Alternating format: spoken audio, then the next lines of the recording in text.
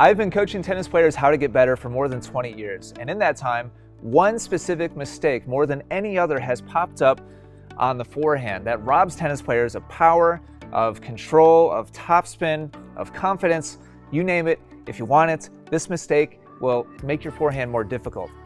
And in this lesson, I'm going to show you how to identify it, how to fix it, and it's going to be a little case study showing one of my online students how she actually went from a weaker forehand to a stronger forehand. So let's dive right in.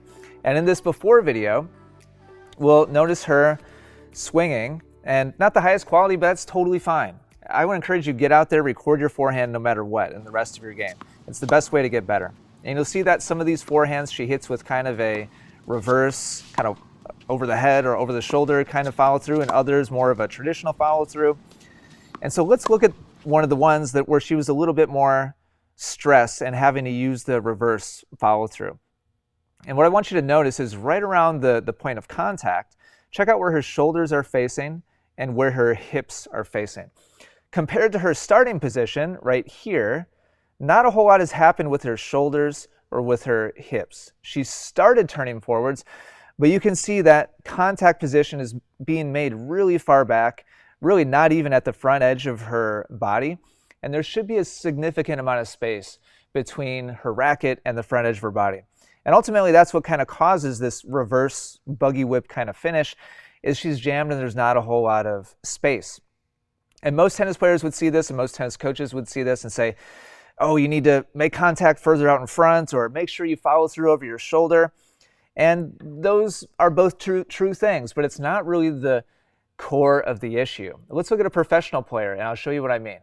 This is Caroline Wozniacki, and you'll see that she's hitting in a square stance just like the previous player was. She's starting off facing the camera with her hips and her shoulders just like the previous player was.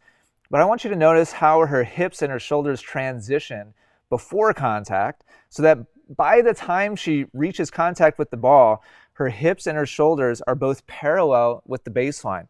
Check out the baseline over here. This is a pretty universal position you'll see among professional players. WTA, ATP, doesn't matter. They will generally face their target unless they're under stress or they're being stretched out wide, which our example player wasn't being stretched. She was just hitting balls down the middle. And so when you look at Caroline's body position here, you'll see her whole body faces forwards before contact. And it's that transition, that rotation forwards with the biggest, strongest parts of her body that lead her and other professional players to have easy, smooth, efficient power. If they make it look easy. The only reason why they're hitting out in front and they're finishing over their shoulder is because their body did the work of transitioning forwards first and really being the primary power source of the stroke. So if you look at Caroline here and watch the transition of her hips and her shoulders between her setup position and contact, you'll see there's a whole lot of movement. There's a lot going on. Whereas if we take a look at the original forehand of our student here, where she was having to finish over her shoulder, you'll see that there's not nearly as much movement with the body. In fact, her shoulders and her hips are still kind of angled towards the net post after contact. So what is moving? What is doing the work? The answer is her arm. And this is unbelievably common. Again, this is the most common one thing that's most important that, in my experience, most amateur players miss. So let's skip to another video now that was filmed a couple weeks later after this student had been working on this particular thing. So here's that same player hitting some forehand ground strokes, again, just kind of down the middle, again with a square stance. And I'll let you watch a couple of these shots before we look at any of them. And you'll see that her swings now look much more free, much more relaxed. They're all finishing over her shoulder.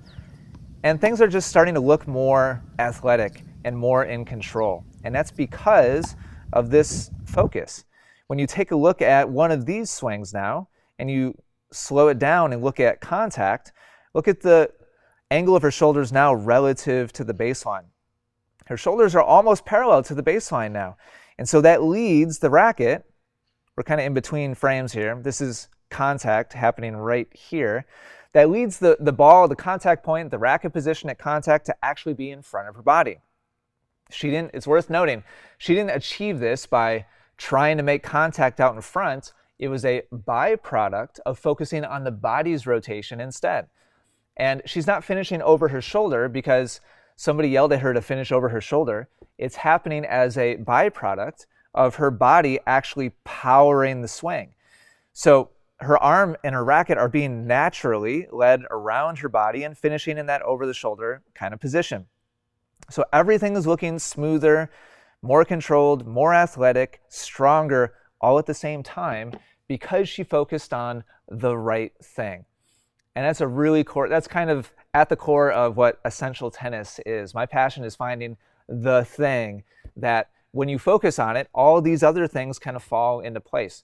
So this student's doing a fantastic job. If you'd like some drills on how you can work on this, then go to essentialtennisacademy.com. That's where this student received remote coaching from me, and I told her exactly what to focus on, how to do it, and she did the drills and she's seen improvement. And there's still more that she can improve and work on, but this is a huge step in the right direction. So if you'd like to get free access to Essential Tennis Academy, just go to essentialtennisacademy.com. You can check it out. Hopefully this lesson was helpful and shows you exactly what you could focus on. And you can do that by grabbing your phone, asking a friend like this student did to just record you, check it out, and you can see exactly how you're doing too and help yourself improve.